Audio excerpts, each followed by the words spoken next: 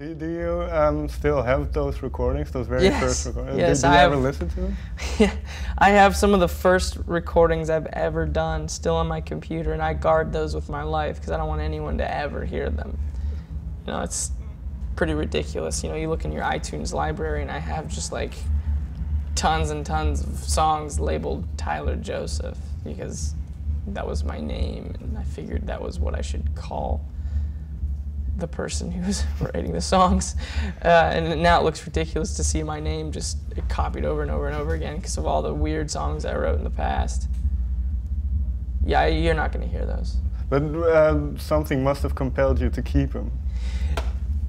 Yeah, you're right. I don't know why. I mean, I've thrown away a lot of stuff, and I mostly throw away ideas now more than ever because when I try to write, I get a lot out of it. Like it helps me work through things. Like in a cathartic sense? Yeah, absolutely. That's my word, actually. That's my favorite word. Catharsis is I had that word as a vocabulary word in high school, and I'll never forget it because it explained exactly what songwriting is for me. And you don't need to keep the song in order to feel the effect of something like that. So sometimes I'll throw things away, but back then, I didn't throw stuff away as much because it was so precious, because they were my first songs ever. You always hold on to your first songs, okay. And they're terrible. Most frontmen and most people in bands, but specifically like a frontman, like who I'm trying to be in this band, the great ones are not very self-aware, and that's what makes them great, because they don't really know how they're coming across, but they also don't care how they're coming across.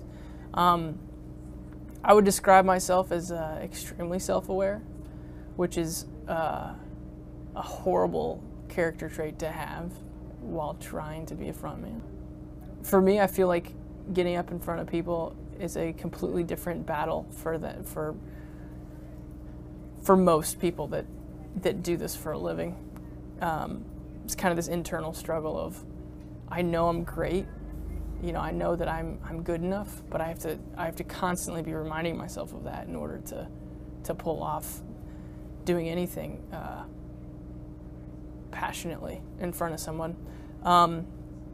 So it's tough. I think I do a pretty good job of giving off the impression that I'm confident and that I believe in everything I'm doing and I'm sure of myself, but I promise you that's not the only thing going through my head as it happens. You really have to just convince yourself that you like what it is you're doing and only you like it. If I start wondering if other people like it, then it only cripples my ability to perform in front of people. And then, well, looking back, how did you, you describe him as being terrible, what then helped you develop as a musician? Listening to other songs. I became a student of the radio and a student of the internet. So, some specific bands maybe, or? Specifically, no. I think that I took different things from different bands. You know, there's an aspect of my live performance that I've taken from dozens of different performers. There's an aspect of the way that I deliver a vocal on a track that I take from 6 other people who record in a studio. There's an aspect of my songwriting that I couldn't even begin to talk about only 2 or 3 bands that influenced me. And it's not even fair for me to even talk about just 2 of them, you know. So I like to not even mention it. It's just so it's many. More not certain bands, but certain elements that exist in a lot of bands, in a lot of music, and then compile them and make it your own? Or? Yeah, there's for example, something that has influenced me. There's a song, and I don't want to like throw everything onto this one band, but there's a song by the Killers.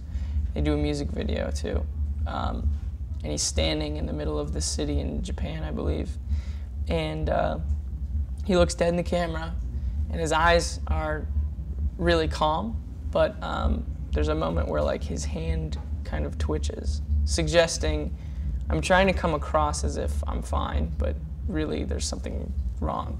I think of a moment like that. That has influenced me musically more than any, you know, song has. You know, because I come from a generation that had YouTube. You know, I could look up anything I wanted. Yeah.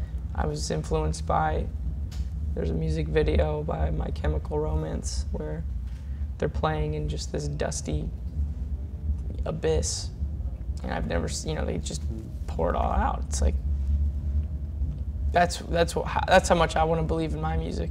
So those things, I think of like just different moments, you know, like, but I you know, those bands are amazing, but I want to be better than them, you know.